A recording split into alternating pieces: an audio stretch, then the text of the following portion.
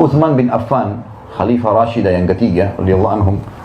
Uthman ini adalah sahabat Nabi yang pemalu sekali. Saking malunya, kata sebagian ahli sejarah Islam, dinukil athar tentang beliau saking malunya sampai nggak pernah lihat kemaluannya sendiri. Saking malunya sama Allah. Satu waktu Nabi SAW lagi duduk di sebuah kebun kurma. Salah satu tradisi Nabi SAW kalau musim dingin, beliau suka berendam kakinya dengan air panas. Kalau musim panas, beliau rendam dengan air dingin. Waktu itu kebetulan lagi musim panas, Nabi SAW duduk di sebuah kebun, ada genangan air, beliau rendam kakinya sambil gulung gamis beliau sampai di atas lutut. Maka ada satu sahabat namanya Abu Musa al-Ash'ari berkata, "Ya Rasulullah, saya mau jadi penjaga kebun anda ini, supaya nggak boleh sembarangan orang masuk." Kata Nabi SAW, "Jagalah, dijaga." Lewat Abu Bakar. Abu Bakar mengatakan, "Apakah Rasulullah di dalam, hai Abu Musa?" Kata Abu Musa, "Iya." "Baik, izinkan saya masuk." Kata dia, "Sebentar, saya tanya dulu Rasulullah SAW. Rasulullah izinkan, saya izinkan kamu masuk. Kalau tidak, nggak boleh." Maka Abu Musa pun masuk mengatakan, "Ya Rasulullah, Abu Bakar minta izin." Kata Nabi SAW, "Izinkan dia masuk dan sampaikan kalau dia termasuk ahli surga. Jaminan." Maka masuklah Abu Bakar di kebun itu, duduk di sebelah kanannya Nabi Muhammad SAW. Dia lihat Nabi gulung gamisnya sampai lutut, Abu Bakar juga ikut gulung sampai lutut, rendam juga kakinya di situ. Enggak lama kemudian Umar datang. "Abu Musa, apakah Rasulullah di dalam?" SAW. Kata dia, "Iya." "Baik, izinkan saya masuk." Kata Abu Musa, "Sebentar, saya tanya Nabi dulu. Kalau Nabi SAW izinkan, baru kau boleh masuk." Maka masuk Abu Musa mengatakan, "Ya Rasulullah, Umar datang minta izin." Kata Nabi SAW, "Izinkan dia masuk dan sampaikan dia termasuk ahli surga dan dia akan mati syahid." Jadi memang Umar bin Khattab kan waktu mau meninggal ditusuk oleh Abu Lu'lu', ya. Lagi sholat ditusuk sampai meninggal, gara-gara itu mati syahid. Maka Umar pun masuk, duduk di sebelah kiri Nabi SAW. Dia lihat Nabi sama Abu Bakar lagi gulung gamis sampai lutut, dia juga ikut sambil berendam kaki di situ. Datanglah Uthman bin Affan. Ini secara kebetulan dengan hikmah Allah begitu terjadi. Jadi mereka biasa tiap hari cari di mana Rasulullah, mereka ngumpul. "Hai Abu Musa, apakah Rasulullah di dalam?" Kata Abu Musa, "Iya." "Izinkan saya masuk sebentar, saya tanya Nabi dulu." Tanya, "Ya Rasulullah, Uthman bin Affan minta izin." Kata Nabi SAW, "Izinkan dia masuk dan dia akan diuji di akhir hidupnya serta dia akan mati syahid." Jadi di akhir hidupnya Uthman bin Affan banyak fitnah. Dikatakan dia nepotisme lah, dia apalah, segala macam fitnah yang tidak benar, sampai akhirnya terbunuh di tangan kaum Khawarij, orang-orang yang membenci kekuasaan beliau.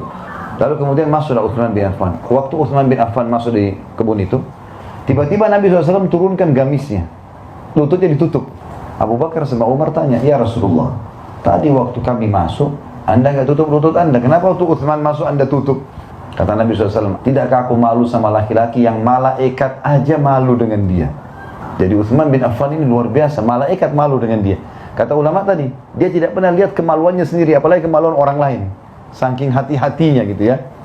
Uthman bin Affan juga ini termasuk orang satu-satunya dari umat ini, kalau beliau masih hidup sekarang, maka berlaku hadis ini. Jadi ini berlaku di masa beliau hidup ya. Kata Nabi SAW, "Hai muslimin, nikahkanlah anak perempuan kalian dengan Uthman bin Affan, karena saya tidak nikahkan dia dengan kedua anak perempuan saya, kecuali karena wahyu dari langit. Allah yang suruh jadikan dia anak mantu." Jadi saking luar biasanya. Bicara masalah Uthman bin Affan, Bapak Ibu sekalian, dan berhubungan dengan masalah keyakinannya, kalau Uthman ini, dia lebih banyak kepada kedermawanan. Dermawan sekali orangnya, royal di jalan Allah. Pernah satu waktu, Bapak Ibu sekalian, Nabi SAW memerintahkan sahabat untuk mengumpulkan bantuan dan sumbangan jihad waktu mau perang Tabuk. Perang Tabuk ini terjadi di akhir tahun 8 Hijriah, sebelum Haji Wada, melawan kerajaan Romawi. Rajanya waktu itu Herakl. Dia sudah tahu Nabi SAW dan dia seorang pendeta. Bahkan Herakl ini pernah dulu masuk Islam, lalu kemudian dia murtad kembali.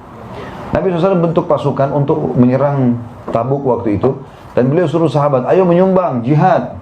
Banyak sekali orang mau pergi, waktu itu 30.000 orang. Dan ada banyak di antara mereka yang tidak punya harta, tidak punya tunggangan, mau pergi ikut perang. Bagaimana caranya? Maka kata Nabi SAW, "Jihad, kumpullah harta kalian." Datanglah Uthman bin Affan lalu berkata, "Ya Rasulullah, saya akan menyumbang 100 ekor kuda, lengkap dengan semua perlengkapannya. baju perangnya, topi besinya, pedangnya, perisainya, makanannya, dan kudanya juga kuda-kuda perang. Mujahidnya tinggal naik. Kalau kita sekarang satu tank, siap semua dengan peralatan-peralatannya. Saya sumbang 100 ekor kuda, lengkap dengan semuanya. Kata Nabi SAW, bagus yang kau lakukan, hai Uthman. Lalu kata Nabi SAW, siapa lagi yang mau menyumbang? Uthman pikir tadi sudah cukup, ternyata masih kurang. Kata Uthman bin Affan, ya Rasulullah, saya nyumbang lagi 100 ekor kuda, lengkap dengan perlengkapannya, sudah 200. Kata Nabi SAW, bagus yang kamu lakukan, hai Uthman. Siapa lagi yang mau menyumbang? Uthman ini saking cintanya dengan sedekah, sampai begitu dia dengar siapa lagi mau nyumbang, dia nggak biarkan sahabat nyebut. Saya Rasulullah, kalau gitu 300 ekor unta, 100 ekor lagi saya kasih, lengkap dengan semuanya. 100 ekor kuda ini nggak gampang ya. Mungkin teman-teman di sini kalau pernah beli kuda tahu nilainya itu mahal sekali. Apalagi kalau kuda yang biasa dilatih berperang atau untuk tanding, itu mahal sekali. Ini 100 ekor dikasih cuma-cuma, mujahid boleh pakai, pulang pun perang menang untuk mereka sudah. Kata Nabi SAW, bagus yang kamu lakukan Utsman. Siapa lagi mau menyumbang? Nabi terus tanya, ya Rasulullah, saya sumbang lagi 100. Udah 400. Terus sampai sudah 9 kali. Udah 900 ekor nih. Lalu kata Nabi SAW, siapa lagi yang mau menyumbang? Kata Uthman, ya Rasulullah, kuda saya tinggal 90. Saya akan genapkan dengan 10 ekor unta, biar jadi 1000. Kata Nabi SAW, bagus, sumbanglah. Kata Nabi SAW, setelah itu, tidak ada yang bisa menghalangi Uthman masuk ke surga setelah apa yang dia lakukan pada hari ini. Lalu Nabi bilang, waktu itu kebetulan mujahid pada mau pergi nih, kan butuh air, isi kendi-kendi. Ada satu sumur punyanya orang Yahudi. Sumur ini oleh Yahudi dia tahu umat Islam butuh, dimahalin, dijual airnya. Maka kata Nabi SAW, siapa yang membeli sumur rumat namanya, dijamin baginya surga. Utsman nggak pakai nunggu. Hai Yahudi, berapa kau mau jual? Orang Yahudi ini Bapak Ibu sekalian sebutin angka nggak masuk di akal. Sekarang pun tidak ada sumur semahal itu. Dia bilang 20.000 dinar emas. Kalau kita dalam rupiah 5-6 miliar. Tidak ada sumur begini. Di yayasan kami gali sumur 10 juta, 12 juta sudah gali sumur. Sumur 6 miliar ini sumur apa? Dia pikir Utsman tidak mau beli, sengaja gitu. Kata Utsman, saya beli, nggak pakai ditawar. Karena Rasulullah bilang, siapa yang beli sumur rumah baginya surga. Dia beli surga ini. Datang, saya beli. Pulang, bawa 20.000 dinar emas, bayar. Saking gembiranya si Yahudi, kebetulan sumur itu ada di kebun kurma kecil. Kata dia, hai Utsman, ambil semua sama kebun-kebunnya. Karena 20.000 dinar emas bisa beli 20 kebun kurma seperti itu. Utsman bin Affan itu masih haus teman-teman, dan tidak ada sumber air kecuali dari sumur zaman itu. Maka Utsman tidak minum seteguk air pun, kecuali dia sudah mengatakan, hai muslimin, ini wakaf buat kalian, silakan minum. Dan saking ikhlasnya Utsman bin Affan Bapak Ibu sekalian, sampai hari ini sumur itu masih ada. Sumur itu subhanallah, tidak ada sumur berumur sampai 1400 tahun masih bersih airnya. Di muka bumi ini tidak ada. Itu satu-satunya. Karena ikhlasnya sampai Allah berkahi. Bukan cuma itu. Ada kejadian unik di sini Bapak Ibu sekalian. Di hari ini, Utsman bin Affan punya rekening di salah satu bank syariah di Saudi. Kira-kira di dalam kehidupannya Bapak Ibu, bisa nggak orang mati punya rekening? Apalagi Utsman hidup di tahun 30-an Hijriah, meninggalnya tahun 37 Hijriah. Bagaimana ceritanya bisa punya rekening? Jadi rupanya waktu Utsman bin Affan beli sumur itu dan kebun kurma itu, kan dia wakafin buat umat Islam, silakan ambil buahnya, ambil airnya. Rupanya Utsman bin Affan merawat kebun itu, ditambah pohon-pohon kurmanya, dikasih bibit-bibit yang bagus, dipekerjakan orang, sehingga lebih banyak hasil kurmanya. Dan setiap saat disedekahkan sama dia. Air boleh diambil, kurma boleh diambil. Waktu Utsman bin Affan mati, Ali bin Abi Thalib memasukkan dalam program pemerintah. Kebun Utsman diurus. Setengah hasil kebun kurma dikasih ke keluarganya Utsman, setengah lagi diwakafin untuk Utsman. Artinya dijual lalu kemudian disodakahkan lagi buat orang lain. Atau ada juga yang disodakahkan dikasih cuma-cuma atas nama Utsman bin Affan. Khusus kurmanya, sumurnya nggak ada masalah. Yang jelas di zaman kerajaan Umayyah yang setelah Ali bin Abi Thalib mati tahun 40 Hijriah, berdiri kerajaan pertama dalam Islam tahun 40 sampai 132 Hijriah. Di zaman kerajaan ini juga Abbasiyah setelahnya yang berkuasa tahun 132 sampai 656, juga Utsmaniyah yang runtuh tahun 1924 dari khilafah menjadi republika.